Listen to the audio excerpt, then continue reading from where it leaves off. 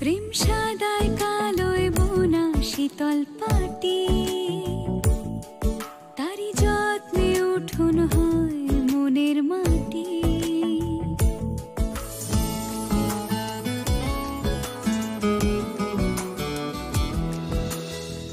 ওরা খুব ভালো বন্ধু, মানে আমরা না কিরকম বলুন তো, খুনসুটি প্রচন্ড, মানে এই অপরের পিছনে লাগছে, ও আমার পিছনে লাগছে, এরকম একটা চলতেই থাকে। আর আরেকটা বিষয় সেটা হচ্ছে প্রথম প্রথম যখন আমি দিব্যকে চিনতাম না, লুক সেটের কথা বলছি, লুক সেট থেকে একদম সিরিয়ালের শুরুতে, তখন আমাদের মধ্যে একটু ইতুকারি ব্যাপারটা ছিল না।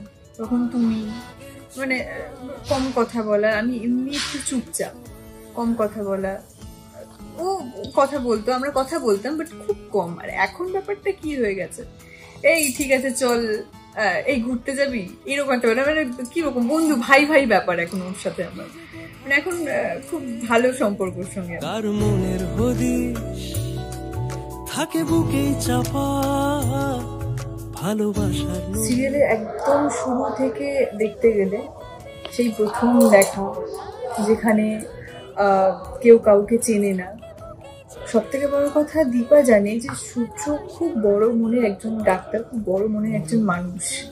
আর সব থেকে বড় কথা দীপা কখনো ভাবেইনি যে সূর্যর সঙ্গে তার বিয়ে হবে, এটা কখনো সে ভাবেইনি।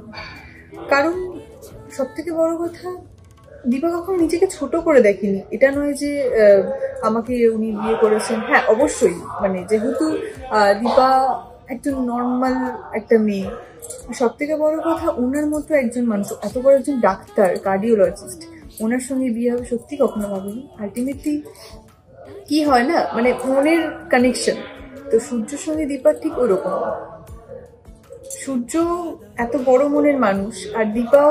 আর সব থেকে বড় কথা, উনি যে দীপাকে পছন্দ করেছে, ডাক্তারবাবু যে দীপাকে পছন্দ করেছেন, সেই ব্যাপারটা যখন দীপা বুঝতে পারলো, তখন দীপার মনে হয়েছে যে হ্যাঁ, এই মানুষটা অনেক বড় মনের মানুষ, এনাকে ভরসা করা যায়, এনাকে ভরসা করে হাত ধরা যায়।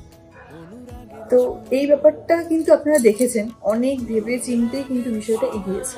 এরকম নয় যে হঠাৎ করে পছন্দ করলো, হঠাৎ করে প্রেম হয়ে গেল, হঠাৎ করে বিয়ে হয়ে গেল, এমনটা কিন্তু নয়।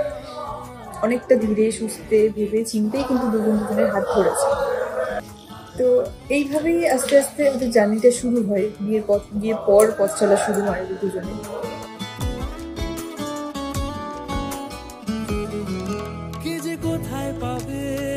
তো আলটিমেটলি বিয়ে হলো, বিয়ের পর খুব সুন্দর একটা সম্পর্ক। তার থেকেও বড় কথা, শাশুড়ি মা মেনে নেননি।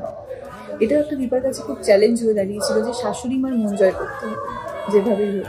শাশুড়ি মা কালো রং পছন্দ করতেন না, এখন বিষয়টা পুরোপুরি আলাদা। তার জন্য অনেক কাঠখড় পোড়াতে হয়েছে, অনেকটা টাইম গেছে, তারপর শাশুড়ি মা মেনেছেন দীপাকে। সূর্য কম চেষ্টা করেনি, সূর্য প্রতি মুহূর্তে চেষ্টা করেছে দীপাকে মেনে নিই বাড়ির বড় বউ হিসেবে।